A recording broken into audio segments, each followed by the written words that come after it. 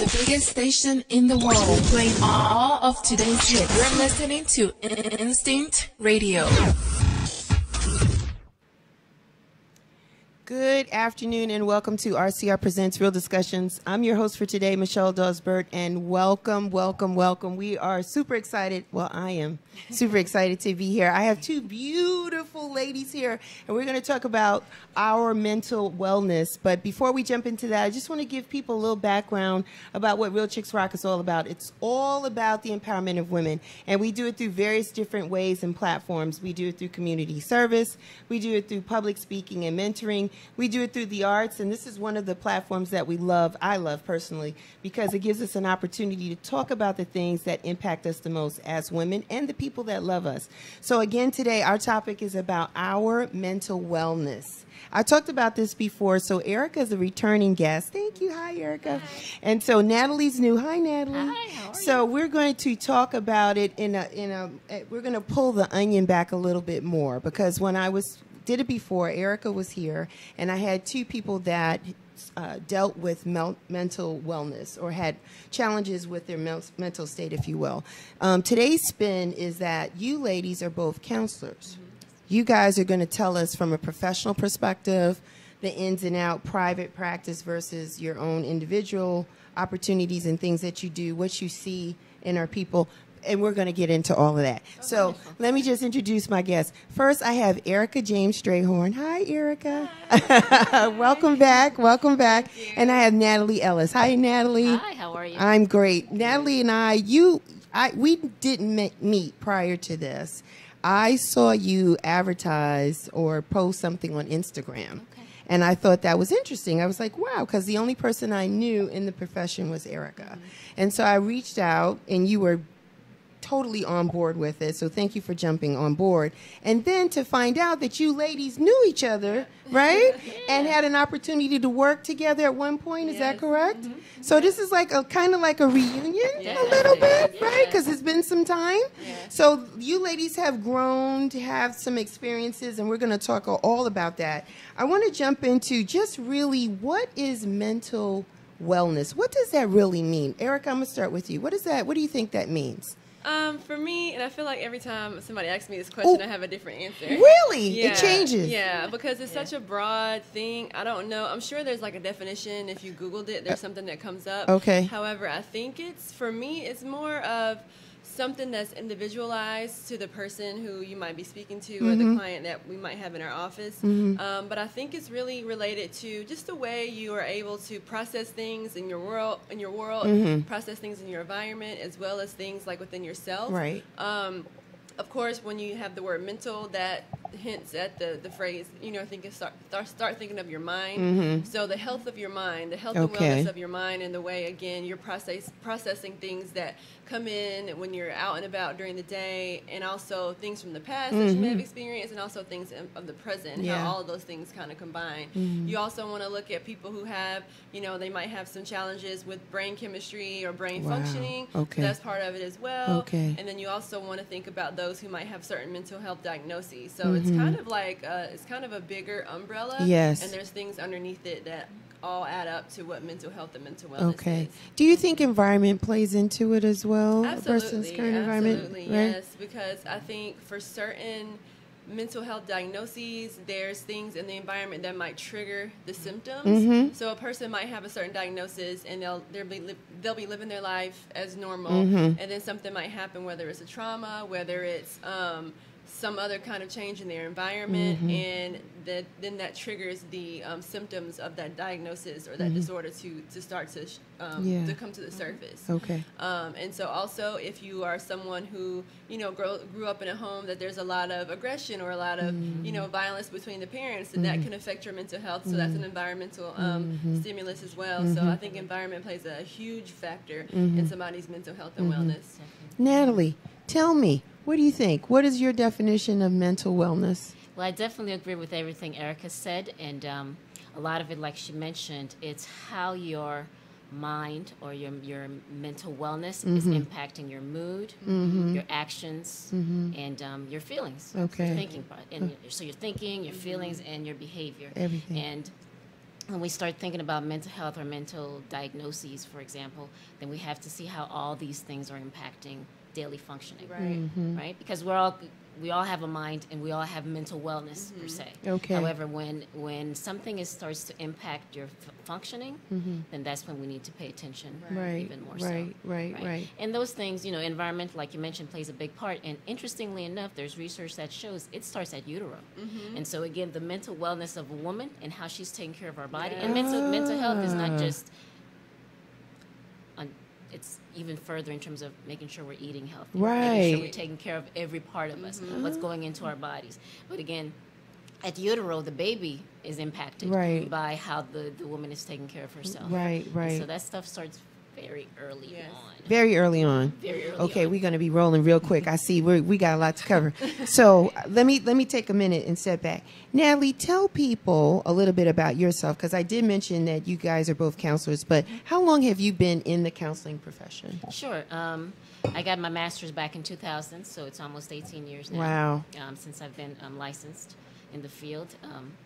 So I went through community mental health. I did a lot of things working with kids in foster care, kids in juvenile justice, work a lot with people with trauma. So now I have a private practice where that's just pretty much what I do, working with kids, adults, teenagers, couples, and a lot of it is related back to trauma. Okay. And really helping them recognize how there's a study done years ago called the ACE study, Adverse Childhood Experiences, how it shows different adverse experiences that one may experience before the age of 18, how that has long-term effects into adult life. And the sooner we could tackle these things. And so again, I have 3-year-olds, and we're talking about how to be conscientious of your actions at 3, because at 3 things happen to 3-year-olds too that impacts long-term. Yeah, I understand. That impacts them at the moment and also long-term. So it's never too early to start having the conversation about mental wellness, about how to take care of ourselves. Okay. Never too early. So Nathalie, are people referred to you basically, especially a 3-year-old? Is it that maybe an internal medicine doctor said, I think you may need to speak to a therapist or something, a counselor? Internal medicine. I have a lot of foster care kids. Okay. So it's just the nature of foster care. Yes. It's all set of traumas. Yes. So referrals, parents. Okay. Everything. And the demographic, it just spans, because it's not, is it Caucasian people, white people? It's a hodgepodge of everything, your client base? Hodgepodge of everything in terms of mental health and in terms of who seeks counseling. Now, the interesting thing is, in the state of Georgia, is probably a lot of African Americans, especially in the Fulton County. Okay. So part of being in foster care, they automatically go through treatment. Okay. And so that dynamic changes a little bit with that. So there are a lot of children, in terms of African-American children, who are getting services. Okay. All right. There's juvenile justice, there's all these other components involved. That's kind of that way things in place. Yeah, okay. That's good. Okay, so Erica, share with the people, what do you do outside this? I mean, you have clients and patients, right? How long have you been doing it? So my background parallels Nathalie's a lot. Yes. I have been a therapist. I think I got my master's in 2012, and I did a lot of community-based therapy, working with different agencies, working with foster kids, kids in other types of systems, and I still do that as well as have a private practice. Awesome. In private practice, I don't work with youth; it's adults only. However, a lot of the work I do with the adults is tackling the things that happen to them in their youth, in their childhood, and it's always surprising when we start peeling back those layers and people really start to reconnect to things that took place in their childhood. They didn't think that was important, or they didn't think it was going to have an impact on them. And when I help them connect the dots and put it all together, it's like a light bulb moment. In the session, I can really see them like really understand how all the things they've experienced has gotten them to the point that they are now, and a lot of the things they've experienced in their past, especially with trauma, is what causes them to make certain choices in their adulthood, and just helping them understand that. And I think too, especially when it's somebody who's coming in because they're trying to get more control over their life, or they might feel overwhelmed, there sometimes is a level of victimhood, meaning they might feel like they're a victim to their life, or a victim to the choices that they make. So when you help them understand that some of the choices you're making, some of the reasons why you think this way is because of what happened to you in the past, I think that kind of gives them a little bit of freedom, and they're allowed to think like, oh, okay, well, it's not these outside forces, it's Right. it's because of things that I may have experienced in the past, and then when you teach them tools to overcome that, then they feel even more empowered to continue to tackle life.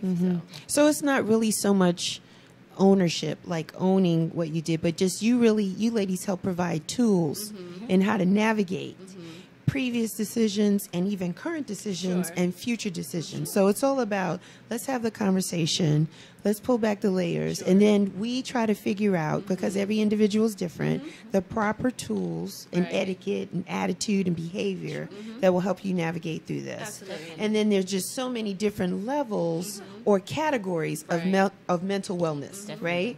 Because some could just have those previous experiences from relationships or things that kind of set us off a little differently versus a traumatic Right. endeavor and that type of thing. I'm just trying to help people to understand, because I think sometimes we loosely talk about someone being sick or mental illness, and today's conversation is to really just talk about the different dynamics that are involved, not just the common thing, and then how it impacts us as people of color and women. Right. Oh, yeah. Because we don't really talk about illness anyway, being sick about anything. We don't even want to go to a doctor Right. for just regular physical checkups. So now when you talk about something that may not be tangible, in the sense that you can't go to the pharmacy and get an aspirin Right. to take care of that, because it takes a conversation or skilled people to sit with you, Right. But the first thing is saying, I think I may need, right? Is that Like, I think I might need to talk to somebody. Right. I think I might need help with this. right? Sometimes a conversation with a close friend or a close family member is all you really Yeah. need. Other times, though, you do need to seek help from a mental health professional, and that's completely okay. So part of the work I like to do as well is, once I kind of get to a level of stability and comfort with my client, I'll invite them to bring in people who might be Right. close to Oh, them, definitely. so Right. they can understand how to better help their friend. Right. Because I think therapy is a great thing. However, I don't necessarily think that every person needs to be in therapy Okay. forever. Okay. Some people kind of need a long-term therapist to kind of check in from time to time. Right. Other people only need something short-term. But I think the more that we as mental health professionals can educate and teach those out there how to recognize signs in their friends, how to recognize, what questions to ask, and then after they ask those questions, then what's the next step, what they need to do next to help their friend or family. I think that's another challenge that we're having, especially in the conversation of, recent happenings in the last couple of weeks with those two very high-profile suicides. I think a lot of the conversation became like, call your friends, check in on your friends, which is great. However, sometimes when you check on those friends, they might not be in a space where they want to communicate to you what they're going through. That's right. And then if they do, as that friend who called, what do you do next with that information? That's true. So I think just telling people to call and check on your friends, that's great, but I think that's just the first step of many that you can do to help those in your life who might be struggling with mental health and mental wellness. Yeah, I agree. You agree? Yeah. So a few things. So in my practice, the name of my practice is called Esteem Counseling and Esteem Consulting Counseling, Services. yes, and it is. Esteem is about empower self through education, enrichment, and motivation. Really? Because again, the goal is to educate, is to Yes. empower, educate, and enrich individuals. Yes. Because life, like I tell people, life is going to be life. It's Yeah. full of up and down. And so it's about self-awareness. Self-awareness in terms of understanding who you are. Right. Understanding what got you here.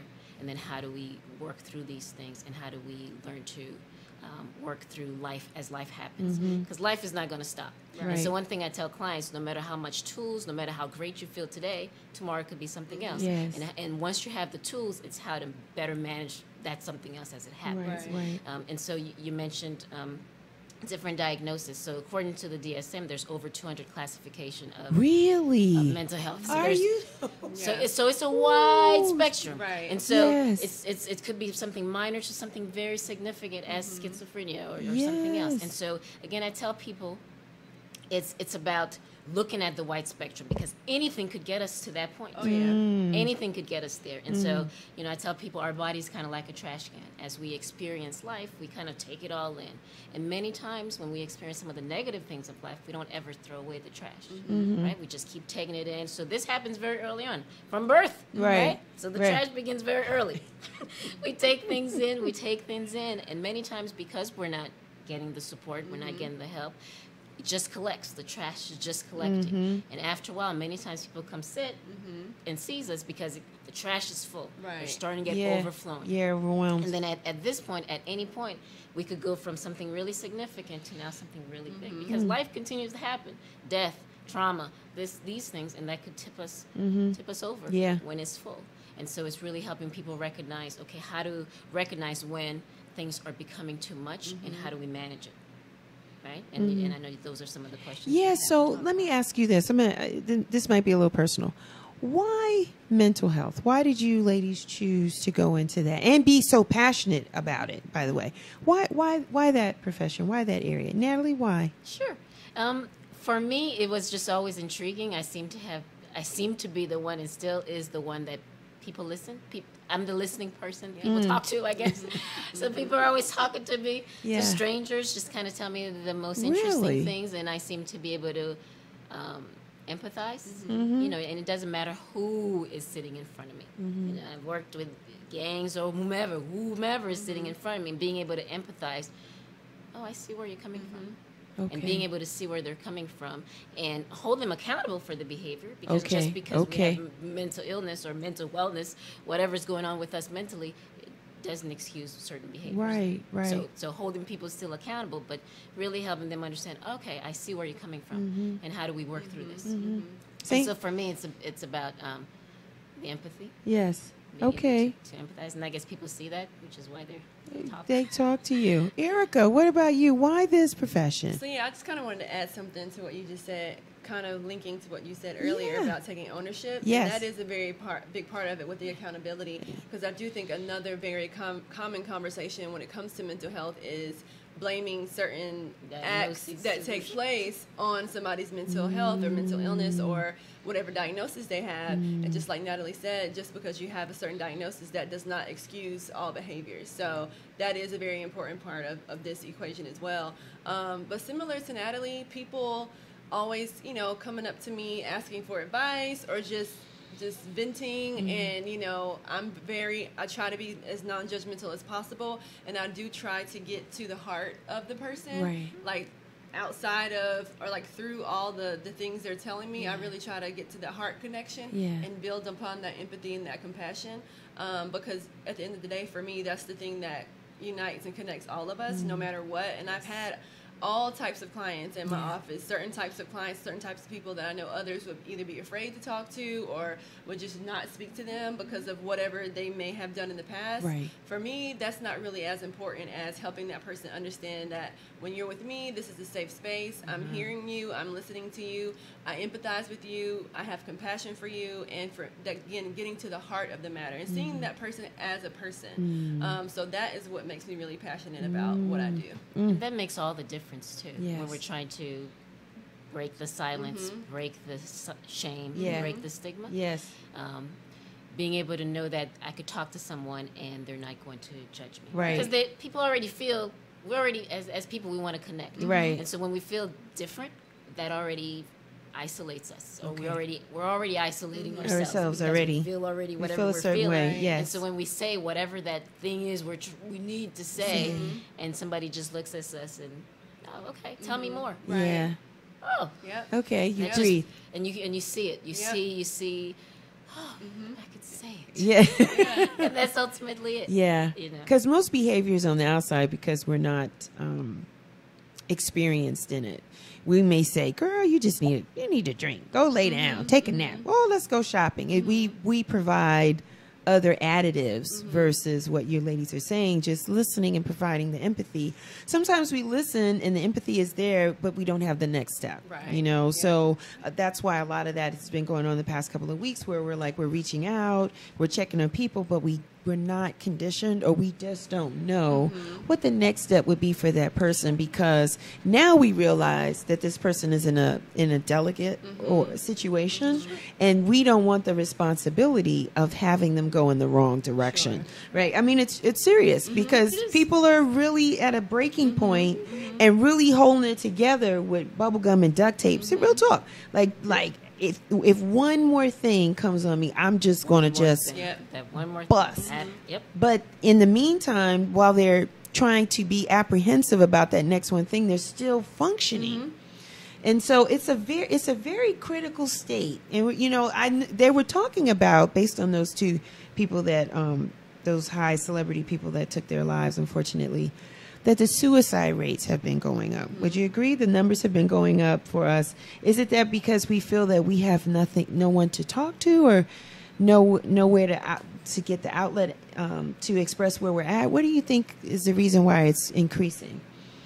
I think there's numerous factors. A lot of times it's related to, you know, what that person is experiencing in their life, like their own personal life, as well as what's going on in the bigger picture as far as what's happening in the world, what's happening in the country, you know, with politics, you know, with overall there being just more violence in general, you know, with school shootings and things like that. And, you know, if a person already kind of has a history of depression or anxiety and they feel like, or they may have been given tools or coping skills in the past and those things aren't working anymore, and they might not know that I need to try to find some new coping skills, or, you know, things like that, or they're self-medicating with alcohol or other drugs, or, you know, sex or shopping or eating or those types of things. And again, if it's a person who is very able to put that mask on every day and go to work and show up and still look like they're functioning, and on the inside they're not, it is really hard to tell that that person is really needing help. So I think it's a lot of different factors that can contribute to a choice like that. Do you agree? And many times from what I hear with few of my clients who's been in that state of wanting to hurt themselves and has attempted to hurt themselves, they're just tired. And so a lot of these people are not people who just have these one-time incidences. These are people with chronic depression, chronic mental health, where for a very long time they've been suffering with these things. So even with the support and the help that they're getting, at times they're at their best self. But life continues to happen, whether it's internally or externally. And so there's times they're down again. And a lot of times what I hear is, I'm just tired of this down. I'm tired of this roller coaster. And so, again, with my clients, it's about your life is worth living. I know at this moment it doesn't feel good. But then it's worth living. And how do we get past this? How do we get past this? Because either way we're going to go, they're going to have to go through it. You know, but how do we get past that and see and see the other side of this storm? Because every time it's a storm for them, and so many times people get tired of that storm. But I think a lot of it too is helping people around them see that, because many times when people are depressed, they're not always going to present that way. That's true. First of all, when they're in that state where they can't put the mask on, they're at home in their bed. They're isolating from everybody. That's true. So they're not out there. So many times when they are out there, they've put the mask on and they present a certain way. So which is why you hear, "Oh, I didn't know that. I didn't see last time I saw them." Because again, they're not showing their face when they're in that state of depression. And so it is the family and friends and the support system to kind of recognize those patterns, because the inside people, we kind of see the patterns, and it is an up and down pattern. And helping them kind of work through that down part of it. Let's take it back to the woman, the birth. So when a woman is pregnant, do we feel it's the foods that she's eating, the stress that she's under? Is it all of those endorphins that are translating to us as babies, and then we deal with that when we come out? That's why you may have some clients that are as young as 2 and 3, not 2, but 3, right? Is it really serious? And even younger than that, because, you know, in terms of abnormality, substance abuse. If a woman is using substances, of course the baby's born with the brain things. In terms of behavior, there's things we may not see until they get a little older. The brain development, some abnormalities, or even physical abnormalities, those things we see early on. And again, those things are for so many reasons, in terms of foods, in terms of substances, in terms of just her mental health. There's a lot of women who are pregnant and in domestic violence situation. The cortisol, the fight, flight, the fear, the constant living in fear. The baby's feeding that. The food the baby's getting is from the woman. So whatever she's going through, the baby's going through as well. And then also just understanding, like, if you live in an environment where you might be like you have housing instability, so you might not know, like, the next 2 days where you're going to be living. So you're stressed out about getting those very basic needs met. And although it might be a woman who is eating, but, you know, when you're in a high stress situation, the way you process and digest your food is a lot different than it would be if you're calm and you know, more healthy. Also, if we're talking about, you know, someone who might not be able to afford anything more than like fast food or things like Right, that. You know, right. understanding how that plays a role. So all those things can play a huge impact on the baby, you know, while the mother is pregnant. And again, that's why it's really important to make sure that people understand how important it is to have some sort of conversation about your mental health and wellness at every stage of your life. Because as you're going through life, like Nathalie said, if it's a domestic violence situation, if you're in a car accident, if you trip and fall, like all those types of things that could take place could potentially have some impact on the child. Yeah. Do we need a checklist? Because I'm going to piggyback on what you said, Erica, that we need to check in on our mental wellness, on our mental health. That's not an everyday conversation. Right. You know, when you go to the doctor, they're checking for, again, the physical ailments, things that are bothering you. They don't ask you too much about your mental state. But one thing I do want to add about that, so again, part of my role as a therapist is to educate my clients. Yes. So in the first few sessions, especially again with the African American community, because mental health is not something that's being looked at as it should be. So a lot of time I talk about physical health. Physical health and mental health goes hand in hand. Yeah. Okay. It goes hand in hand. All So we right. can't talk about mental health without talking about physical health. We Right. can't talk about physical health Really? without talking Yeah. about mental Okay. health. Yeah. Because the other piece to that too is, again, when we're looking at how we think and how it impacts our emotions, it also impacts our body. Okay. So whenever we feel something, our body's reacting to Yeah. it. You might have a little stomach Yeah, might feel yeah, a certain way. yeah, it's like- queasy. and the heart is beating. Well, again, when we have a lot of pressure on our bodies Yes. because of whatever it is that's going through, guess what? After a while, that mental health, that mental stuff becomes physical stuff. Yep. Yeah.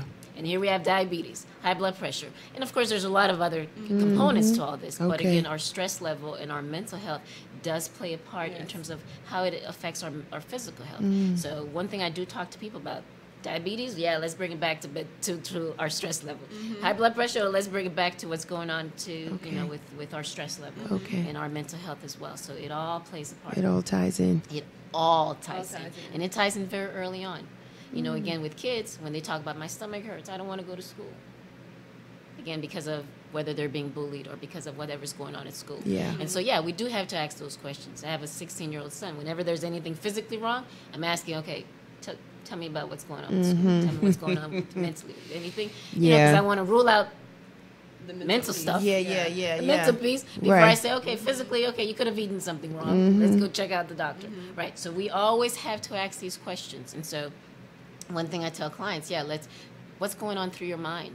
You know, pay attention to your thinking process. Really? You know, Oh, because yeah. our thinking could, if it's a thought that invokes negative, then it's going to impact Absolutely. our emotions negatively, our behaviors negatively, our body sensations. It's going to impact Even the everything. way you see the world is going to be Our more lens. negative. Yeah, it's, Our you're lens, going to start half to full versus half empty. absolutely, Right, and you're going to right. start to pay attention to more of the things that will align with that negative or disempowering thought process that you have in your brain. And so, if you can start to shift your conversation a little bit Yeah. and start to speak to yourself in the more healthy and loving way, then that's what you'll focus on externally as well. And it will definitely change the way your body feels. It'll change the way you feel about your body, and also to add to the mind and body connection. A lot of times when we experience very impactful emotions, whether it's through trauma or big trauma, little trauma, those emotions find a way to reside body. within our bodies. Yeah. So some of the stomach issues you have or the back pains you have, you go to the doctor, they're like, we don't see anything.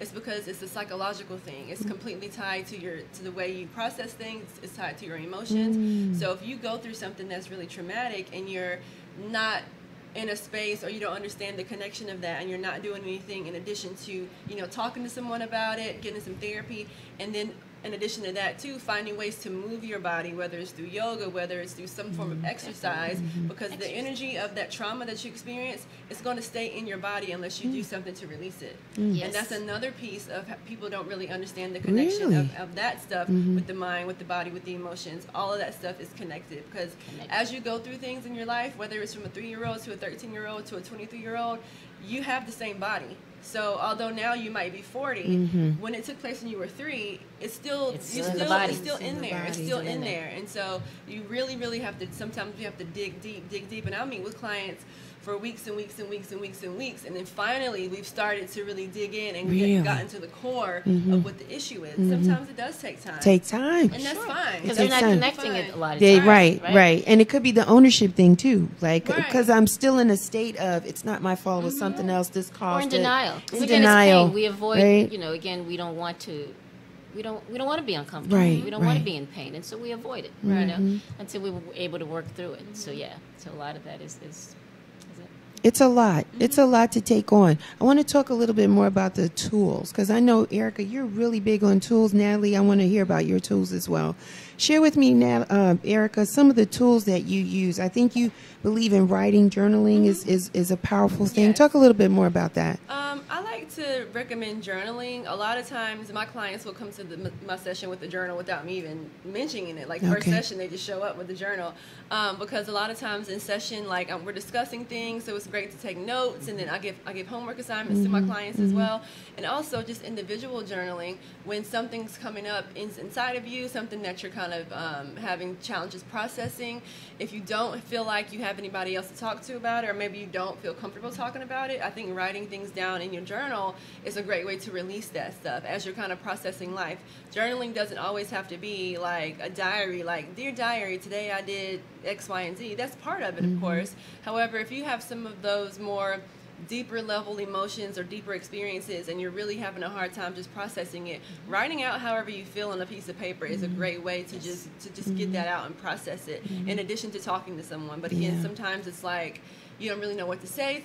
So you might not even have the words to express how you feel verbally. So sometimes writing it down is a great way to do that. I definitely recommend journaling before bed. There's a lot of clients who has insomnia, who has a hard time sleeping, and a lot of times, again, we keep a lot of things in our head, and transferring that information into a piece of paper sometimes could help a lot. Right. And so taking it off your head, because again, they're having a hard time sleeping, their mind is racing, they're everywhere, and just put it on paper.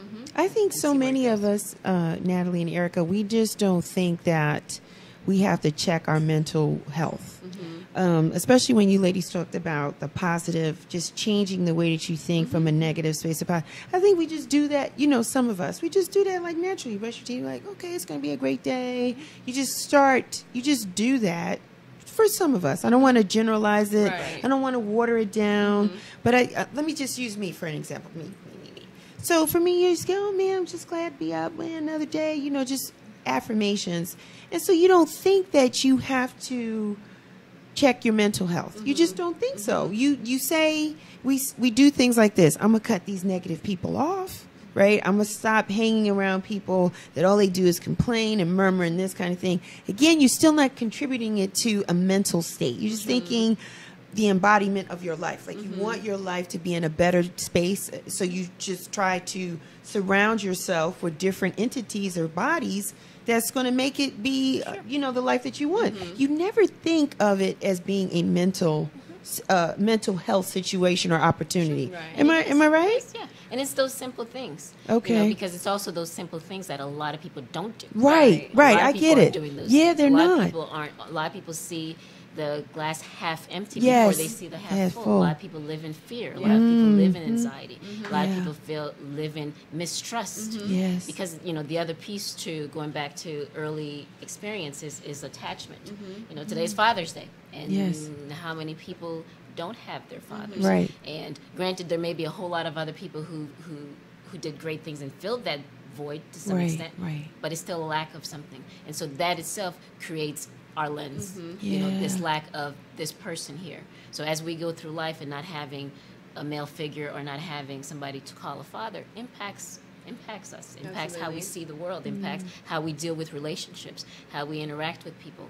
Our parents, our moms and our dads is our first love. They're our first love, they're our first relationships, they're our first in everything that we do. They're the first person to say, good job. They build self-esteem, they build trust, they build attachment, they build these things from early on. And when it doesn't go as it should, when it goes naturally and quote normal, quotes, then we get, but then when it doesn't go as it should, and you have a lot of people who don't have positive experiences growing up, and here they are in situations where they're not interacting well with others. They're struggling with trusting the world. They don't trust anything. They don't trust themselves. They don't trust the world. They don't trust their emotions because no one's ever validated their emotions, because that's a big deal. Yeah. When you feel a certain way, if I say I feel this and my parent says no, you don't feel that, get over it. Yeah. Oh well, now I'm questioning what I'm feeling. I'm like, oh yeah, maybe I don't feel that, or maybe what I'm feeling doesn't matter. Yeah. This kid grows up with that, and here we are, the adult. Hence, going back to your question, as women, what we feel doesn't matter. Right. We just keep going. It doesn't matter what I'm feeling, because that's been we've been conditioned to believe that way. Wow. So we're not crazy. We don't like that term. We don't like that. We don't like that crazy. No. Nobody's crazy. No. And then at the end of the day, psychologically, we see patterns.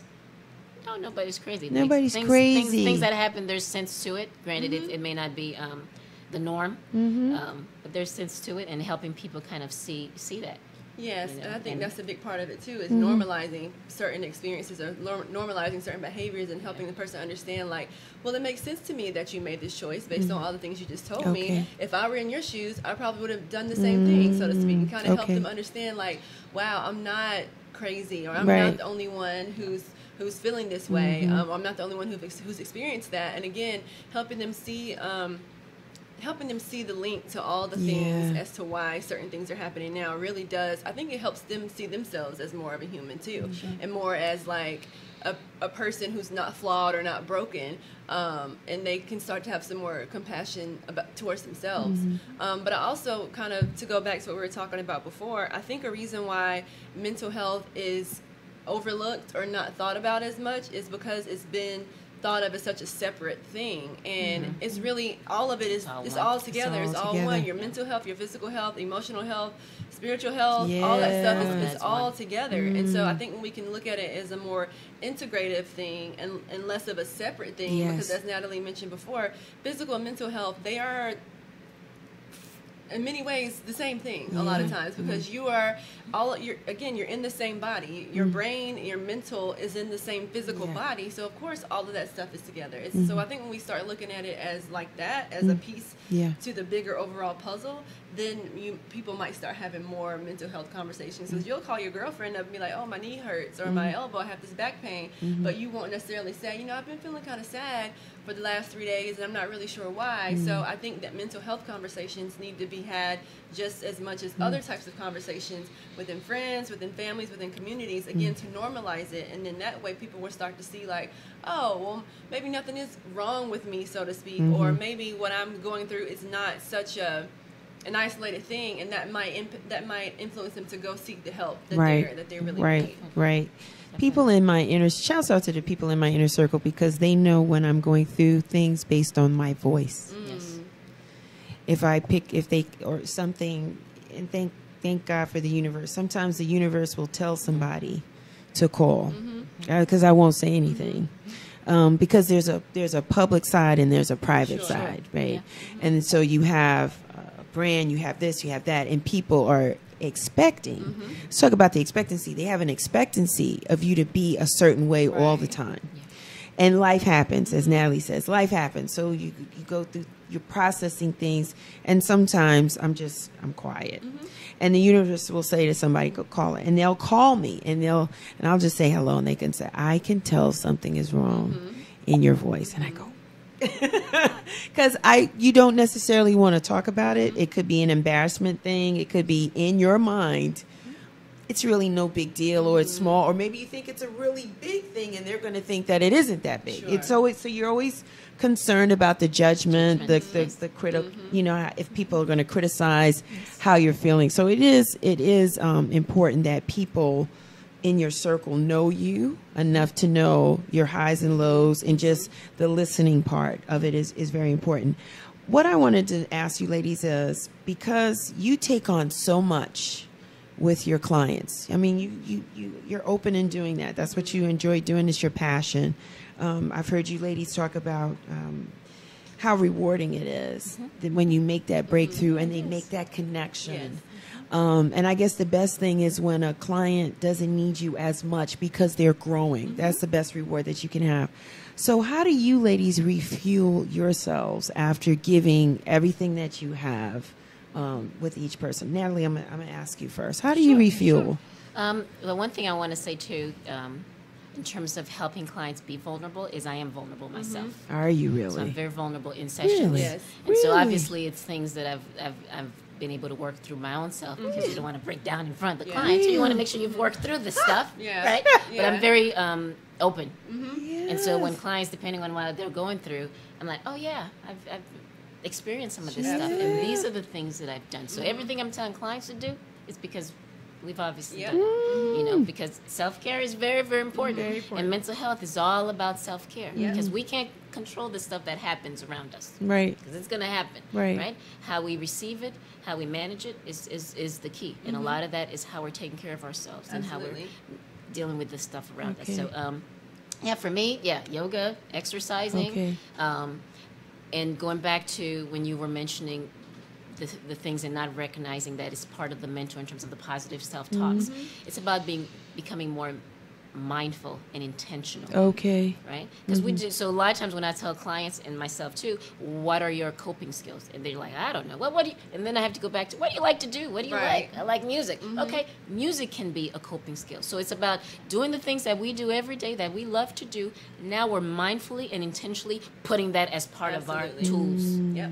That becomes our tools. Wow. Right? Intentional. Being intentional with our tools. So when I'm in a certain state of mind, I have my go-to songs that I know gets me out of that, so I can work through whatever I'm working through. So I go to my songs. Yes. You know, and a lot. So what I use this for myself, and this is a tool that I use to tell clients. It's a soothing bag, or your survival bag, or soothing bag. So another guy was talking about how we remember things and we learn things based on all of our senses and based on our feeling, how we feel it. Right? And so that's very important. That's how we learn. So it has to entice our thoughts, not just our thoughts, but it has to entice our all of our emotions and senses. So something we can hear. So music is a great way, which is why you have kids who may not remember this, but remember the song. Right. So putting that into a song. And so music, something we can hear, something we can see. Visuals are very important. Right? So for me, a visual for me is looking at the beach. So when I'm stressed at work and I can feel my shoulder get heavy. I go take that deep breath and I go outside, go in the sun, and then I visualize myself at the beach. I look at a picture of the beach and I visualize myself at the beach. So visual, something you could see, something you could smell. Smells are really good. Aromatherapy. And so I have aromatherapy in my office. So whatever your favorite smell is, you know, when you feel a certain way, put that lotion on and just, you know, those will intentionally do things to make you feel better. Get out of that funk so you can work through it. And then, you know, something you could hear, smell, taste, and all the senses. So having those toolkit, something you could carry with you whenever you get in a state and you could get to it. So that's something that I do to help me get out of that. Erica, what about you? Pretty much all the things you said. Yoga, sometimes I'll go to like a more structured yoga class, or sometimes I'll just do some stretching of my own in the evening before I go to bed.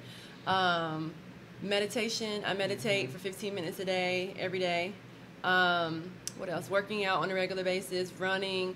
Also, aromatherapy is really big for me. So in the mornings, I'll just get up and I'll light an incense or a candle just to have something kind of nice smelling in the air. Sometimes I have a oil diffuser, so I'll put essential oils in it and kind of diffuse that. Also, again, with what she stated with the kit, I create self-care kits with my clients, and we focus on the 5 senses. So try to have something in the little kit that can help enhance or help just help you kind of, you know, hit on those 5 senses to kind of bring you back into the present and a little bit out of that cycle that you're experiencing. Going outside, taking up some fresh air. Even sometimes if it's raining out, or if you're not in a space where you can go outside, like if you're at work or something like that, just going from one room to the next room, just standing up for 5 seconds and sitting back down, doing something to kind of break that cycle that you're experiencing.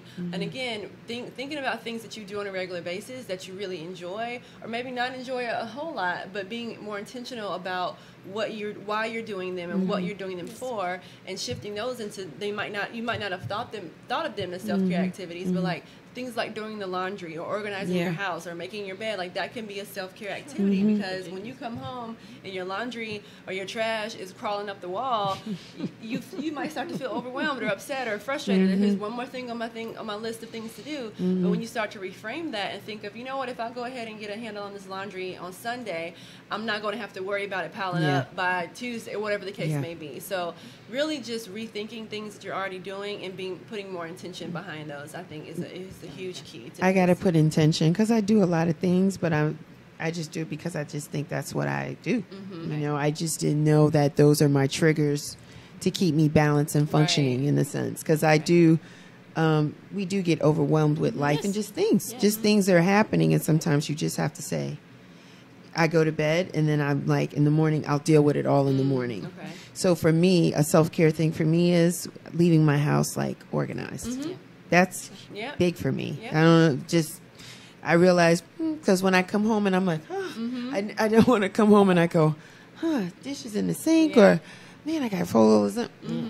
So I'll take care of it in the morning. And if I don't, I make sure I do when I come home that night. Because it's just those things. And even today I was talking to one of my dearest friends and she was like, what are you doing? I was like, I'm just organizing some papers and just filing and putting some things away before I came to do the show. It's just little things for me that helps me feel or gives me the sense of you're coping or you got it together. You know what you need to do. You know how to pivot and turn and do all this stuff, especially when you're juggling multiple hats, and with those hats come different forms of responsibilities and actions and character traits and all this different stuff. So I'm just like, okay, that self-care is that as well as working out. And then we didn't really talk about diet. Diet is very important too. Yes. Right? It's really big now because I believe that it just triggers a lot of our illness anyway, physically. Yes, absolutely. So now the mental thing too, right? Sure, absolutely. Yeah.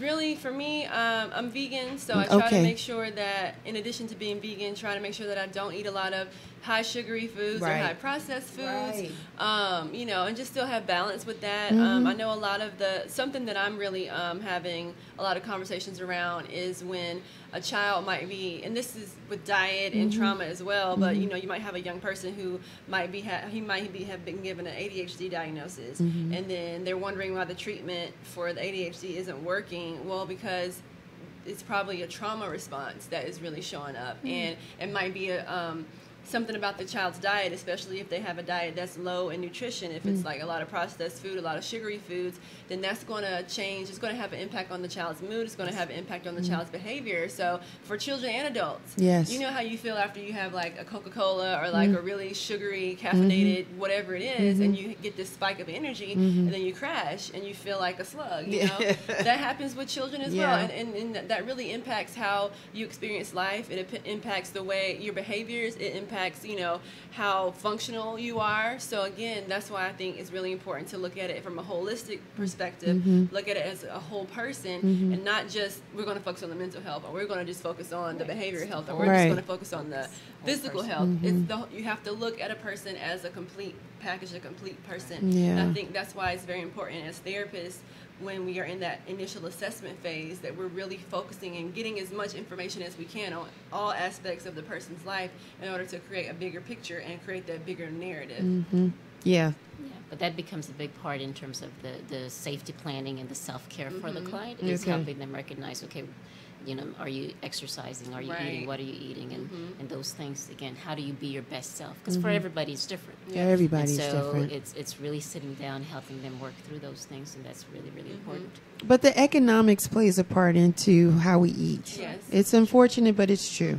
Because if you don't have the money, you're not going to get the top shelf or the better things for you, because the better things for you cost more. You know, fruits and vegetables, fresh fruits and vegetables are pricey. You know they're better for you, but I can't. So then you go and you get maybe something that's a processed vegetable or frozen or something. You're still trying to do it, but you're doing it based on what your economics or your financial scale can allow you to do. And the same thing with just your meals and your family and just your school. The whole thing. The fact that what kids are given at school is just crazy. It's ridiculous. It's not even food. It's just sugar and just junk. and then you expect them to be productive after they've had that. But then on the other side of that, for some kids, that's the only meal that they've gotten. They went to bed without something to eat. They look forward to having that Pop-Tart in the morning, or Cinnamon Toast Crunch cereal, which is just, sugar, because they didn't have anything to eat the night before. So we have to try to figure out how to balance these scales, because it's really, it can go either way. And, it's unfortunate, but that's someone's reality. And I've said that before, especially a woman, a mother, or even a father, a parent, providing for their family. If I got $20 and the Colonel is going to give me X amount of chicken, and that 20 is going to feed my family, I got to go that route. And it's definitely the awareness of that. And so again, there's the realities of whatever the situation is. Yes. We could bring up a whole lot of solutions. However, this is the condition, or this is the situation. Right. But the awareness that this could lead to this. Right. Yes. And so again, once we're educated and we're aware of all of these things, and we make the best choice we can in that moment. So do we want to recalibrate that? Because if our finances kind of restrict us in eating better, which we know could fuel our mental illness, are there other solutions that we can give people to? So is it more exercise? It could be more exercise. Okay. It could be also, who do we have in our circle? Okay. So obviously, if that part is not something we could control, but then we want to make sure we control who all is in our circle. Right. In terms of Okay. negativity. If we have people around us that's really negative and that needs to, create, how do we set boundaries? Okay. And so that's another big thing, again, people have, not knowing how to set boundaries. Right. Because of their attachment, their stuff. A lot of people are pleasers. And so please, yes. Got a lot going on and can't say difficult saying no because fear of rejection, fear of abandonment. Yes. And people aren't realizing this is what it all is. Right. It's just like, I got to say no. I don't want them to be mad at me. That's what they would say. I don't want them to be mad at me. Well, who cares if they're mad at you? Right. And so then we have to talk about that. Well, why does that matter so much that they're mad at you? And so then we get to, okay. And then we get to, okay, your family history. Oh, okay. Yeah. And then this is how we are with everybody. Because typically how we are in one relationship is typically how we tend to be in all our relationships. And that's the pattern. So helping people recognize the patterns in their lives and how to, again, make the best decision. Because, again, we're here to just provide insight, provide awareness, provide tools, because it's work. If you're here at 35, obviously we have 35 years of work to do. Yes. Right? Yes. And that's an important factor, too. Right. So it's a lot. It's a lot, Nathalie. Like, well, I've been coming to you for 3 weeks, and I haven't noticed any changes. That's what they said, Erica? Well, let's focus on that. Let's unpack that, And I think a lot of it, too, is just bringing the awareness. So kind of going back to the conversation about, not being able to afford certain foods, it's about bringing the awareness. Yes. I think then once you can bring that, then you can empower them to understand that within all of this you have choice. And so your choice might tonight have to be the KFC. Okay. But maybe 2 days from now, maybe we can figure out how we can have maybe a small change to make it a little bit healthier. Gotcha. Because still we're talking about sustainability. Yes. So bringing this big huge meal plan to a family and they aren't really going to be able to afford it or stick to it. Right. That's a challenging way to not only make change, make sure the change lasts. So for lasting change, it's those really, really small steps that the person can feel confident about accomplishing, and then building onto that as they go along. And so it's bringing the awareness, it's empowering them to help them understand that they have choice, and then it's helping them guide them through those choices or through the choices that they might think they're going to make, and then it's education as well. Yeah. Because I think education and empowerment, all those things go together. Key. Once you know better, then you're able to make a more powerful choice. True. Yeah. True. So going back to the Matrix, I give that example all the time. The blue pill or the red pill. Right. Some of us do want to, I don't know which pill was what, but some of us do want to be in denial because it's more comfortable. Yeah. It's familiar. It's familiar, it's comfortable, it's not as much work. Because the clients who do choose to do the work, as they say, it's a lot of work. It's a lot of work. They're going to have to go through that storm before it gets better. And a lot of times I have clients, well, that stuff was in the past. I've worked through it. And many times, in some ways, people have worked through a lot of their things. But I have to always tell them, intellectually, we could understand why our mom did what she did, or why our dad did what they did, or family members treated us the way that they did, or whatever else we have going on. Intellectually, as we get older, we could get that. she was working too much, or this and that, or that and that. But the thing is, the healing is not always for the present. It's also healing the child. Yes. Because the kid didn't understand that. The kid didn't understand why I'm being cursed out. The kid, the kid doesn't get that. So when we're going through that healing, it's about going back to what did it feel like as a kid? Because it's that kid that created who you are now. Yes. Right. And it's Right. that kid that you're It's still hurting. making choices from. Oh, Right, From that the you're still hurt making of that choices. time. Right. kid. Yeah. Right. Yeah. So it's not the fact that she did it, but you're still hurt by that based Still on the hurt. choices that we do. So it's about making those connections. Wow. So intellectually, yes, a lot of people are intellectual and understand the stuff that happens to them, Yes. right? But then it's the pain from those things that's happening, the pain, the hurt, the stigma, the isolation, the abandonment, that Yeah. happens. That's a lot. I'm getting counseled right now. Thank you, ladies. You're helping me. I want to talk about private practice versus working for someone else. Pros and cons there. Let me start with you, Erica, because you worked with you can take the fifth. Let's talk about the joys that you have in your own practice then. Let's talk about private then we won't have to talk about the other I thing. don't mind talking about both. Okay. I think the difference is, for me, the main difference is just the structure Okay. and the requirements. So Okay. if you're working for an agency, there's certain, and I guess this depends too. So in my private practice, I don't, as private pay only, I don't accept insurance. Okay. So with the insurance thing, there's a lot more requirements that you might have, especially with an agency. There's certain notation you have to have, certain documentation you have to have on time, and sometimes you can get so overwhelmed with that portion of it that it's difficult to manage that as well as what your clients are bringing to you in session. Right. So that's, for me, that's like the biggest con, so to speak. But I think once you kind of understand how it all works together, and Okay. you become more organized and you are better with your time management, it's easier to manage. And with an agency too, for the most part, you're going to have a consistent paycheck Yes. every 2 weeks. Yes. Your health benefits, all those things. You're going to have, depending on the agency you're with, then you have other coworkers there with you, so you're around other people. Yeah. You have more support in that way. Yeah. You might have a supervision that's already part of the benefits package. So if you have a question or you have a client that you're having some challenges with, then you can just automatically have that kind of built in. With private practice, some of those things aren't automatically built Okay. in. For me, I'm in a shared space. However, we all have our different hours and our different schedules, so I might not see any of the other Okay. therapists, during the day that I'm working, during the time I'm working there. As far as being paid on a consistent salary, that determines on if my clients show up or not, so making sure that my caseload is big enough. So if clients decide, we're not going to show this week, or if it's summertime, or if it's the holidays, Right. making sure that my caseload is enough to sustain me financially in that way.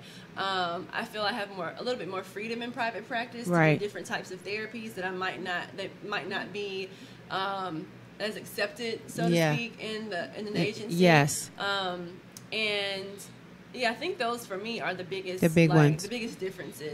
I think there's pros for both. Yes. There's cons for both. So it just depends on the therapist, and it depends on if the cons in one they're able to manage those more than the other one. It just kind of depends on the purpose. Right now, I'm kind of balancing between both. Yeah. So I definitely can see the pros and cons on a weekly basis. Right.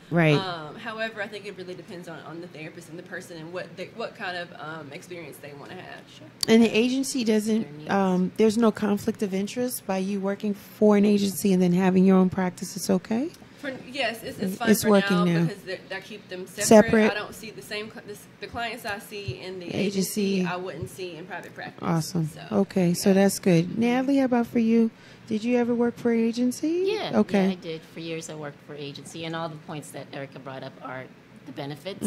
So, trainings, Yes. free trainings, the health benefits. So there's a lot of benefits to working through an agency, and it gives an opportunity. At least for me, the opportunity for me was to build my practice. And so I've been in my private practice for 6 years. Nice. And I've been full time in my private practice for the last 2 years. Nice. And with that, yeah, I love it. Okay. I love it. And so, one of the things I did hear a lot about before I went into private practice is people not wanting to take insurance, because it is a pain. It's Yeah. a pain having to deal with insurance. Right. But I have someone who handles that. Okay. And there's lots of companies and agencies, that's what they do, handles insurance. So I have somebody who handles that, which is great because I don't want to handle that. Right. Because I do want to be accessible to as much people as I can. Possible, and right. people want to use their insurance. So I love being in private practice. So in my platform, I do the therapy, which is my first love, so doing the therapy. I do clinical supervision, so to be in the field, you have to be supervised for a period of time before you could be out there on your own. Okay. And so I provide supervision to new counselors that's out Nice. there. So I do that as well. I Nice. do trainings. So out of my office, I provide trainings and workshops for other clinicians, but also clients as well, to different Nice, workshops nice. and groups and stuff like Good. that. So I enjoy doing all those things. Good work. Let me ask you this question. We talked about how physical and mental should be all together. So I go to a doctor and I get my checked out. Is it my primary care person that would recommend me if I say, I just can't focus? So it's as simple as that. Yeah, we can see a therapist that way. Well, you don't even have to go through your primary care. Really? If you feel What? you need a therapist, people go to Google it. Google therapy. And there's a lot of online groups like psychologisttoday.com. There's another one called Therapy for Black Girls. Yes. There's all types of websites that have a list of therapists. They list them either by state, by city, by insurance type, by whatever. So take ownership and empower. Yeah. And go for it. Seek your therapist. So we don't have to go that route. No, you don't have to go through it. I think that's a great route to go, and I think it is great when doctors and physicians can recognize those things. Yeah. Even gynecologists now, they do a great job of referring. Really? Yes, absolutely. It's been a big push. So going back to that study, the ACE study that was done back in 1987, she's a physical doctor, Nadine Burke, and she has a TED Talk where she's a physical doctor, and I'm not sure when her TED Talk was, but probably after 2010, where she as a medical doctor is really pushing for medical doctors to look at the ACE study. Because the ACE study, what it does is it looks at certain questions in terms of, have you ever been physically abused, mental abuse, you've ever had a parent who was incarcerated, has a parent ever talked to you in a demeaning way. So it asks certain questions that people may experience.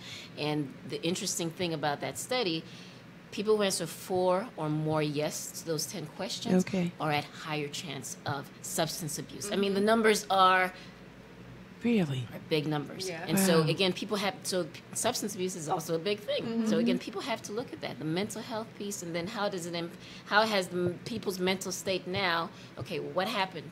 Looking at those things, but also for prevention as well, because, again, my 3-year-old who's coming in, I am asking that. So, granted, you wouldn't think a 3-year-old has any of those things, but yeah, I've had 3-year-olds get smacked across their face. And now that's going to impact them. Right. They may not... Or getting yelled at. Or, neglect, not getting... Their needs aren't being met. And so when they're acting up at school, wondering what's going on. Right. And so they themselves can't necessarily put it together, but again, the adults around have to kind of help them work through these things. And again, that 3-year-old becomes 16, angry at the world, not really knowing why, because he's not making those connections. Right. And so helping them put it all together. So with my 16-year-olds, I have to say, so a lot of times they're not mature enough or at the state of intellectually understanding to say, this caused that. Right. So a lot of it is kind of saying, what do you think about this? Do you think that not having your dad could have impacted this situation? Let's talk about that. Let's process those things, because it's about starting the conversation, not avoiding the conversation. Right. So. Do we have data or any kind of evidence that tells us where we as African Americans do we deal with mental health challenges more than other cultures or races, or no? Well, I was looking at something through NAMI, which is a National Alliance for Mental Illness, and they're saying African American population are 20% more likely to have severe mental illness than the general population. And of course, there's the work of Joy DeGruy, I think is her last name, Joy DeGruy. She does that post-traumatic slavery syndrome. Wow. And so again, as African Americans, there's a lot of things, and of course, not all African Americans. So this is very broad. So there's a lot of homelessness. There's a lot of things that's police brutality. There's just a lot of things against African Americans that puts them already in a situation where they're experiencing trauma, experiencing anxiety, experiencing different things that increases the chances of getting the mental health. Right. Because these things happen very early on. So, according to that research, it's 20% more than the general population. So, do the professionals we deal with, maybe teachers, more doctors, do they need to get more educated on mental health? Absolutely. Like through conferences or just workshops should be something kind of mandatory? Because even though we're getting some momentum on it, I still think that people still dismiss it or don't quite understand what it is or how it impacts them as an individual or how their behavior may impact other people or right. So we need to raise this up a little bit and have more conversations about it. I think so. I think it can be like a series of trainings or, requirement. It could be like mental health 101. Also, it could be like a trauma informed. I think that if people are more trauma informed and understand how trauma impacts not only your mental state, but also your physical state, and also understanding how brain development, and also understanding how certain behaviors, like I mentioned with the ADHD example, how those might present as what you think is like ADHD or something else. However, this is a response to the trauma that the child or the adult has experienced. And so then when you think about trauma response, then the way that you relate to a child, or the way you communicate to the child, or the way you even structure their environment is a lot different than you would for a child who may not have experienced that same level of trauma. And being trauma informed, it only helps, even if it's a person who hasn't experienced any trauma, which those are very few and far between. Somebody has experienced something in their life that has changed the trajectory of things, or something that has made an indelible impact on them. So if everybody became trauma informed, that would impact and help everybody, even if you haven't had that high level of trauma in your life. I totally agree. So part of my experience, and I'm sure that's happened with Erica, with the population of kids that she serves, you got to be involved in the schools. Kids spend the majority of their time in school, 8 hours of school. So again, when I'm talking to the parents about their behavior, I want to know what's going on at home, but I also want to know what's going on at school. Okay, and then at the same time, I tell the parents, you know your kid best. First of all, I educate the kid to know themselves best, and you know the kid best. You have to teach the parent. You have to teach the teachers how to teach your kids. Because everybody learns differently. Everybody knows things differently, and so all those things become so important. So at times, I've had to sit in IEP meetings, and I've had to say, you know what? Because of what's going on, I see they're struggling with this. We may want to consider special education. Again, that's also very taboo. Very taboo word. And trying to make it seem, because again, how do we be our best? We are all different. You know, some of us, we could see this and get it right then, and some of us, it may take a little longer to get it. But you know what? At the end of the day, we all need to get it. And so how do we help you get it? So when I bring that conversation with the kid, how do we help you be your best? And they're saying, well, I think I need this, I think I need this, I think I need this. Okay. Well, to do that, because school doesn't necessarily offer it that way, then we're going to need to create something special for you. And I have to tell the parents, we have to create something special so that they could become their best. But this is what they need to be their best. And that at that point, that may mean special education. Getting the IEP, getting that. And of course, there's, with every labeling, there's good and bad to that. So helping people be aware of that.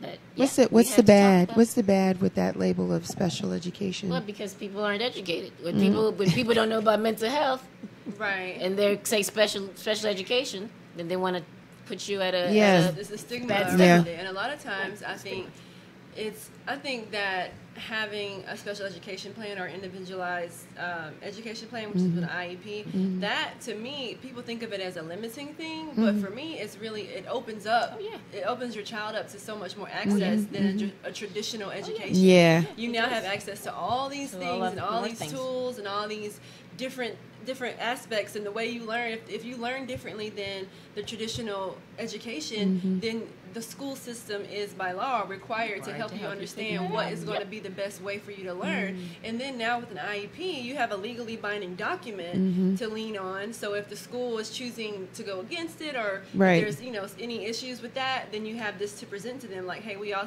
met together. We had a mental health professional with us, we had a behavioral specialist with us, we had all these things, and we've created a step-by-step step-by-step guide to help this child learn better. So you have to uphold this. And it is a lot about education. It's helping the parents and the child see things from a different perspective.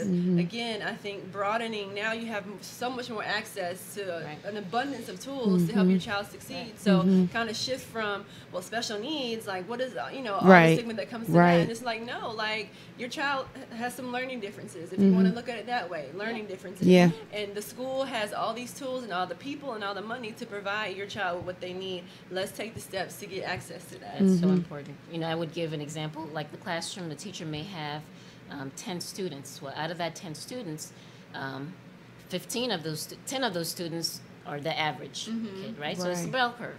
And then you have another 5 that may take a little bit longer to learn the information, may need a little bit more support. And there's another 5 over here that's like, this is what's going on is way too slow for them. And they need a different type of resource. And again, we have to know ourselves. And that's why that self-awareness is so important in education. Because again, where do you fit in and how do you get the best of this? And that's what counts at the end of the day. Right? Regardless of where we are with our mental health, it can be overwhelming to the holder of that. So the key is here, go slow, like small steps, like make a step, but it has to be forward moving. Just don't be overwhelmed by what you've discovered, right? Because I can imagine that once you go through layers and boom, we got it. We know what it is. Yes, it takes a burden off, but then it's this probably an anxiety of, now how do I fix it? Oh, yeah. Right? Absolutely. Because a lot of the things that for example, I think the easiest example I have for this is anxiety. Somebody may have, when they come to my office, this is like somebody in their mid-30s, and they've been living their life with a high level of anxiety for 30 plus years. And for them, it has gotten them to where they are. It's gotten them a job, it's gotten them a family, whatever the case may be. They've been able to make all these accomplishments and accomplish their goals with this high level of anxiety. However, it's still not the most healthy way to go about it. So now what we're trying to do is help this person restructure and redesign the way they think about life that they've used for the past 35 years.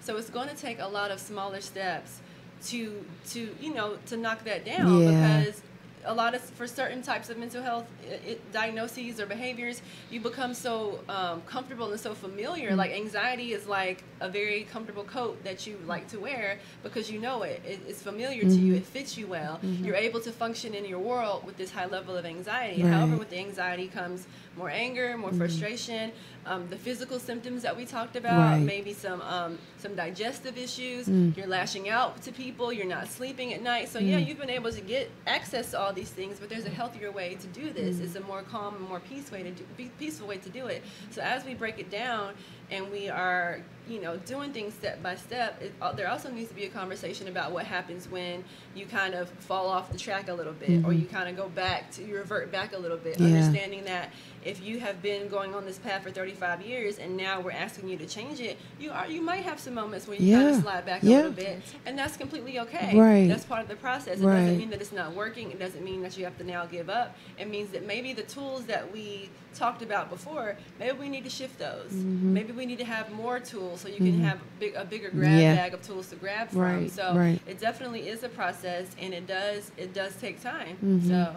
So being patient with yourself, and again, having that compassion for yourself through all of that is very important. Helpful. Yeah, definitely. And it's like you said, it's about one thing at a time. So a lot of times with clients, I have to say, let's do one thing. Just one thing, and let's focus on one moment. Let's focus on this moment. So another thing that I tell clients is, many times when we're in distress, it's either we're focusing on stuff from the past, that's keeping us stuck, all the bad stuff that happened or whatever stuff from the past, or we're thinking about the what ifs of the future, the anxiety and worry about the future. So many times when we're in the past and the future, that creates distress. But if we come back to the now, present. So I tell the clients, take a deep breath and be in the present. The present is a gift. Be in the present moment. Take that deep breath. And what's one thing you can do right now? What's one thing you can do? Okay. So because again, what happens with anxiety, because the other thing with anxiety is a lot about control. Many times when people have anxiety, it's because they've had things again from their past that's made their world be out of control, and they're trying to control it. And so as much as the things they could control is what they're trying to do, which creates the anxiety. And because there's things we can't control, and that brings up more anxiety. Right? And so again, when situations where you're trying to predict or trying to control this thing for here in the future, when you can't, there's nothing you can do about that. It hasn't happened. The only thing you can do is focus on right now. Yeah, sometimes I have that. I think we all do, but I have that. I'm like, oh. And it's good to be a planner, but I tell people, because what happens with people that are anxious is there's so much here that the current life, the present, they're not living the present because there's so much into that future. Natalie. Right, and that's what tends to happen. So you got to slow down. You got to bring it back to the present. You got to plan for it. Yeah, you get that. You can't stay there. Don't dwell there. Come on back and live in the present. Yeah. And so what's one thing you can do that's going to achieve some of that? Yeah, because I have anxiety because I can't control it. Yep. There's certain things I cannot control. And you can readily see what the end result should be or is supposed to be in your mind. And you just want to go and you just want to tweak it. You just want to adjust it. And you're like, that's not my place. I can't do that. And then another place I have anxieties with traffic. Oh, yeah. I do. So I try not to drive too much. And going to work, I take Marta to work because I can't.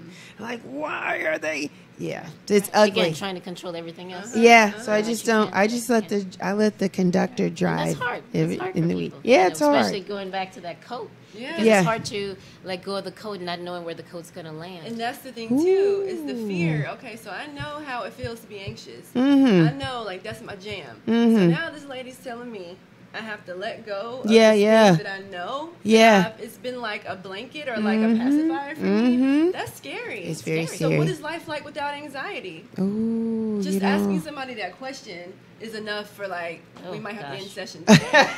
It's a lot. Because it's too much to think about. I have a 16-year-old, and he opened up my eyes to a lot of things. So a lot of things I do with clients is create safe place. Yes. We talk a lot about stuff, and so whenever things get too much, let's go back to our safe place. Okay. And so with him, he's 16, and he's had domestic situation violence and growing up in his life. He can't fathom a safe place. He can't fathom a safe place that's real.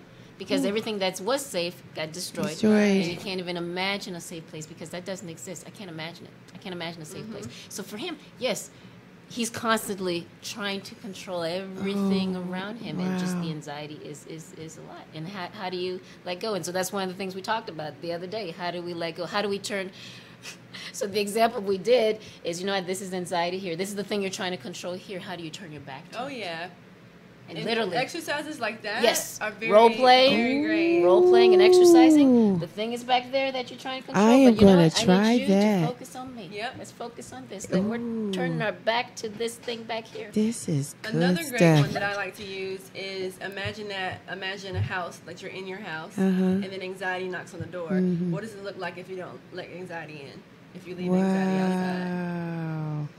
So there's things. You got a lot of tools, ladies. And it takes time. It takes time. Because obviously just as one session of I know. Right? So I know. And life is still going on. So you have clients that's like, well, let me tell you what happened this week. Yeah. So that takes it away from, not from the overall picture, but because many times there's themes to our lives.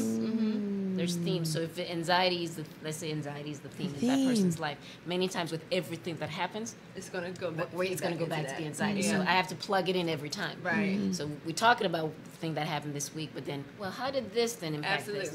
So we always bring it back to that because that helps keep the connection to that. Because those are not isolated incidents. No. Right. This is a lot of information. It is. It's a lot of stuff because as people realize some of the angst and some of the things that they do or shouldn't do or been, and they want to change, right? The people that are listening, they want to change. They're going to start journaling. They're going to start owning it. They're going to start being accountable for their actions, living in the present, like taking today as a gift. It's just a lot of different tools to just overwhelming. Yeah, it's overwhelming, Natalie. That's why it takes practice, and that's why you have somebody like a therapist to help guide you through it. To come through. Yeah, come to your session. Yes, because the behaviors let's just say behaviors that you are seeking to change. Yes. That was a lot too. You know, like some of the things that we experience, we are kind of born into, so to speak, depending on our circumstances as a child. However, to maintain a lot of that stuff over the years, that takes work. Now, it might feel like your anxiety comes naturally. However, there's things that you're doing in your life you might not be aware that you're doing to continue to create a state of anxiety. Because if you're used to thriving in a high level of anxiety, when your anxiety is low, a lot of times we create ways to make the anxiety go up again, whether we're aware of them or not. And so just as much as you have built this level of anxiety, so to speak, over the years, and how overwhelming and how much that took, it's going to take a lot to unpack that and to find more healthier ways to cope with things. But yeah, it takes time. None of this is and it starts to impact everything else. So like with a lot of families, with a lot of individual clients, when they're starting noticing, one of the things I talk a lot about is abusive relationships, whether it's with parents, whether it's our significant others. But then when we start talking about that and going back to, oh man, my dad was abusive. I've had a great relationship with my dad, but he's abusive, and how that starts shifting the relationships. Because again, you're setting boundaries for yourself. You're becoming more self-aware, and that starts to impact other things, and that becomes overwhelming when you have people who. I had a client. She went back home for a while after she's been coming to therapy. She went home and she's like, during my visit, I couldn't really relax. I noticed everything that was going wrong. Everything we've been talking about, I saw it all. And so now so that's the awareness. The awareness is a state in itself, because once you're aware, it's like, okay, what do I do about this awareness? What do we do about? So now she's aware of all this stuff that's gotten her here and that's gone wrong in the family. But then now we got to process it. And then how do we go back to it and accepting some of that? Because we can't change. Can't change who they are. The only person we can do is work ourselves. Right. That's all we could do. That's all we could do.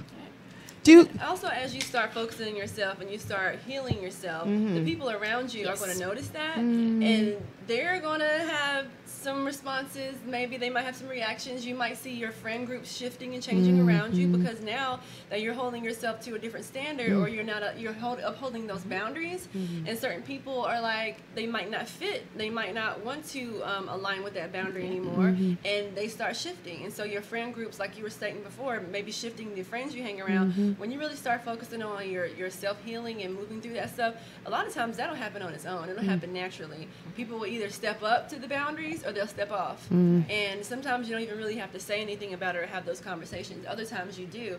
And I've had situations where I've been working with a client, like a wife, and working with her, and now through the work that she's doing, she's starting to notice different shifts within her marriage. And so it's like, okay, well, maybe this might be a time for either your husband to get his own therapy, or maybe you guys need to get couples therapy. Same thing for a family, If you have a parent who's in therapy and they're really taking things on and really making the shifts and doing the work, that's going to impact the kids. It's going to impact their partner. It's going to impact everything. It might even impact the dog or the cat. So all of that stuff is going to start to shift. So we have to make sure as professionals that we're responsible and we're having conversations with our clients about how all that stuff might change. Yes. Yeah. Because that brings the grief process. Right. Because again, as people deal, we so never there's talked the, about the grief. loss of someone in terms of death, but also relationships. Yes. When we lose a friend, so the clients come. You know what? I've had this friend. I've noticed I've had to separate, and just the grief of that. Oh. And it's perfectly normal to be sad about it. Oh my gosh. And to hurt from it, because it's a loss. It's a loss, but then it's the question of, well, how long do you stay in that space, and is it all right to be in that space for so long? Oh, I'm going to call you both, ladies. I need you both. Because it is real, and it is a loss, and you do grieve that. I wanted to talk about the do we ever graduate as clients, as your patients? Do we graduate, or do we then get to a space where we don't see you as much? Maybe it's once a month. Do we do phone on the phone? We do phone. Sometimes I've done Skype check-ins before. Especially if it's an emergency situation and the next session is like a few days away. They need to check in like that day. But typically with my clients, I start them off once a week, and really to build that foundation, the therapeutic foundation for me to get this as much data and knowledge about the client so I can start to formulate a hypothesis or a treatment plan. And then as we kind of start to see some stabilization, I might go to every other week, and then from there it might be once a month, and then from there it might just be a phone check-in, or maybe you know, they come in after 2 months have gone by, you know, that kind of thing. So we can evolve. We can evolve. So with some clients, it's evolution. And then you have clients whose a situation where again there's severe mental illness has been with them for a very long time. Right. They're constant, just like we need a physical doctor once a year. Yeah. And you need, or every 6 months you got to check in. You got to check in. You might need your therapist more often. Yeah. And so, and because again, life is life with every new situation, with every new transitions in life. I've had a little girl that I was seeing as a middle schooler, so I started from middle school on, and then we stopped during high school, and then she was graduating high school. Senior year, she was coming every week during her senior. My God, I'm about to graduate high school. I need to see you. You know, that's overwhelming. So, right. That's overwhelming. And just like people go to the gym, sometimes 7 days a week. You know, some clients, they need to be in session. Sometimes I have clients who I meet with twice a week. Really? In the beginning. Sometimes I've met with the client 3 times a week because they have just experienced something very, very traumatic. And so as you kind of process that, you're able to kind of help them find those tools again, figure out a treatment plan that's going to work for them, you know, if they need any type of medication, whatever the case may be.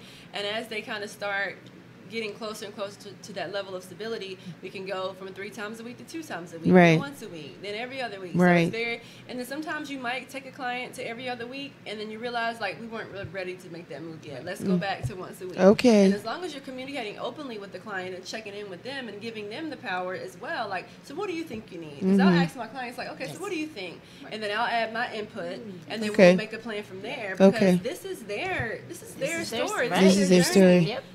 They're the expert in their life. They're the expert, not me. I take a step down and I allow them to educate. As much as I'm educating them, they have to educate me on their lives, on what their life is about and what's worked for them and what hasn't worked. And so it's a collaborative. I'm the co-captain. I'm not the captain. They're the captain. I'm the co-captain. I'm just kind of giving them, here's the GPS. Yeah. maybe try and make it right this time instead of left. You know? So. I got 2 good women today. This is awesome. Let me ask you this. Do you ladies make suggestions or recommendations on medication? Or do you have the ability to do that within your practice, or not really? Well, we can't prescribe because based on our license, we can't prescribe. But then at some point when I noticed the way that I see medication, so I always use diabetes, for example. Okay. So again, if we're noticing that we've done everything that we can, you're coming to therapy, you're exercising, you're doing all the tools that you need to be doing, and it's still not quite there. Then maybe we need to look into medication. We need to look, because there could be something biologically. Because again, with mental health, there's the environmental piece, but there's also the biological piece. Yes. You hear people say, well, ever since I remember, I've been sad, and I don't know why. Sometimes I'm sad. And so when we can't pinpoint a reason, and this is going back since young, then there may be some biological things. Because again, you know, we're not producing enough serotonin and enough stuff that's creating the happiness. Because again, our bodies, just like physically we look different, our bodies is made up differently inside too. So all of us is different. And again, that's why that self-awareness is so important, because you might need something totally different. And so once we've done everything we can do within our power, then maybe we need to look into medication. As well. We talked about a lot of different things. We talked about the importance of our foods, the environments, even our physical ability or inabilities as it feeds into our mental health. What about the spirituality piece? Do we really, I have a personal bias answer for myself, but just for the people that are listening, do we really feel that spirituality can help us in a mental state? What do you think, Erica? And that's part of the assessment that I do in my initial sessions is I ask the client, you know, what do you do for your spirituality practices? What do you do for your religion practices? If it's something that they're already doing, then I want to make sure that we incorporate that within the therapy sessions, within the work that we do together. If it's a person who doesn't have anything going on, then, you know, then that's fine as well. And we'll incorporate that. And if it's something where they want to explore more of that kind of stuff, then we can have the conversation about it. So that's important, because again, that's also the lens we see it. So I have a quick little story. I'm a storyteller. Are you really, Nathalie? So there's a story about this guy who was in the middle of the ocean and waiting for God to send him to save him from the ocean. Right. Okay. So he's just there, God, I need help. And so a little guy with a little boat came by and says, hey, man, do you need help? No, I'm just waiting for God to send me help. Okay, so the little boat left, and then another bigger boat came by. Say, hey, man, you need help? No, I'm waiting for God. I'm waiting for God to send me a miracle. And then that boat left, and then the bigger boat came. Hey, man, do you need help? No, I'm waiting for God to send me a miracle. Mm-hmm. 3 times. You see where I'm going with yes. this, right? Yes. Okay. So, and then when he got to God, he died, and God, you didn't send me the miracle. Hey, man, I sent you 3 boats. And so, again, our spirituality is also from the lens, from our lens. Absolutely, right? And so, again, God speaks in so many ways. So many ways. So, again, we have to know ourselves, and we have to know how to get the help that we need. Very nice. Very nice. So that's kind of how I see it. And yes, miracles, big ways and small ways. Right. God speaks in many awesome. ways. A lot of nuggets here for people. A lot of things. I'm going to try to recap, and I may forget some of them, but a lot of things. I know the importance of some of the things is ownership in our surroundings and being able to talk about it and talking about it with professionals if we need to, and giving us the tools that we need. And then even if we get to a time in our conversation with therapists, inviting our loved ones to understand, so that it's a community thing, right? Absolutely. Because again, the thing is, it's not to capitalize off of anyone's handicaps or inefficiencies or inabilities. The role that you ladies have taken is to empower and educate them, to identify where things might have happened, own that, and then kind of work towards the tools that will help us cope through those decisions that we made in the past, but embrace and live in our present. Right? Did I say? Yeah. Did I cover that? Great. That's how I guess Yeah. I was listening. Yeah. So, for people to get a hold of you, Erica, how can people find you for your wonderful services? So there's many ways you can find me. Yes. I have a website. It's www.ejcounselingatl.com. I'm also on Instagram at ejcounselingatl. I'm on Twitter. I believe it's EJ Counseling ATL there as well. And I'm on Facebook. I believe it's facebook.com/EJ Counseling. Okay. So yeah, I'm all over the place. You're all over the place. And you give you give some affirmations, you give some instructions, some tools through your Instagram. Yes. I see you. So I also have a journaling program that you can sign up for on my website. There's 2 different tiers. The first tier is a free tier, and I'll send you a monthly journaling topic that you can write about for free through your email. And then the second tier, there's a subscription that you pay for every month, and I'll send you the monthly topic as well as journaling topics through the week that relate to that overall monthly theme.